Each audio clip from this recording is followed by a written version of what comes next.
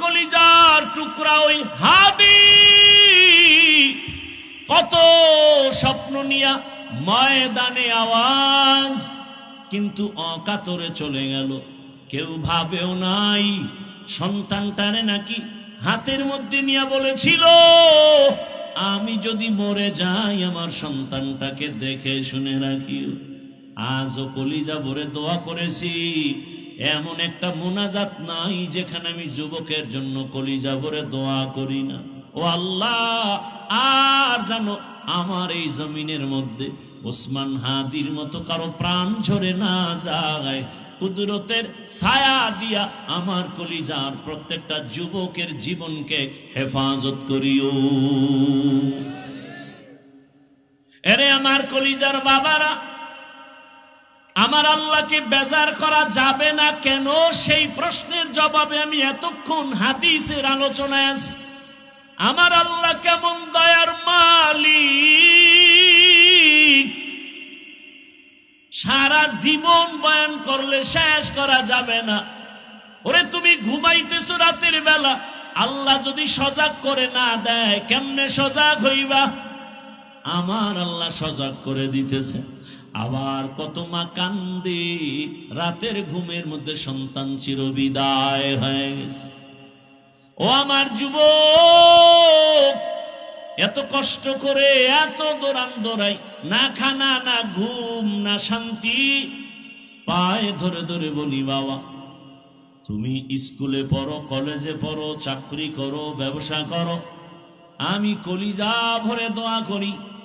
আমি একথা একবারও বলি নাই স্কুল বন্ধ করে মাদ্রাসায় যাও, তাবলিগে যাও, পীরের কাছে যাও, না হয় জাহান্নামে যাবে। বাংলাদেশে আমি যুবকদের খুব ওজন দিয়া বলি, যুবক তুমি স্কুল ছাড়বা না, কলেজ ছাড়বা না।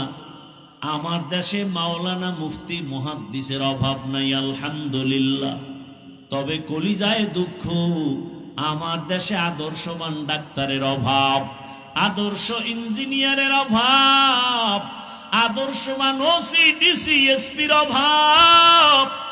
আর যদি আমার দেশের সব থানা জেলার ওসি ডিসি এসপি 5 ওয়াক্ত নামাজি হয়ে যেত, কোন সুদখোরের অনুমতি নিয়ে ওয়াজের ময়দান সাজাতে হতো না। ঠিক কিনা বলো?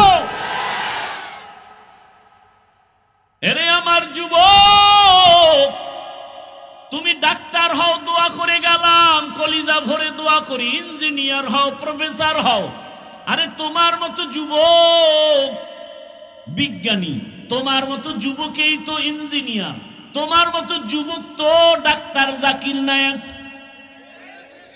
কে না চিনে তাকে? অথচ হোমিওপ্যাথিক ডাক্তার, এত সুনাম।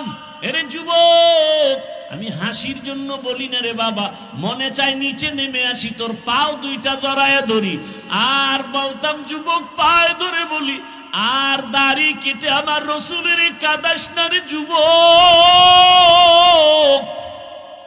আর আমার মাওলাকে সারা ভিন্ন জায়গায় মাথা নত করিস না। ফিরে আয়, আল্লাহর পথে ফিরে আয়। ও যুবক, আমি নিচে নেমে পাও ধরার জন্য রেডি হয়ে বসে আছি। একটা যুবক, তুমি দিনের পথে চলে আসো। তুমি ডাক্তার হও, ইঞ্জিনিয়ার হও, তুমি প্রফেসর হও, তুমি একজন এমপি হও, তুমি একজন চেয়ারম্যান হও, তবে আমার আল্লাহকে নিয়ে জিন্দা থাকো। তোমার সম্মান এত বেশি, আজকে তুমি টাকার পেছনে দৌড়াও কেন?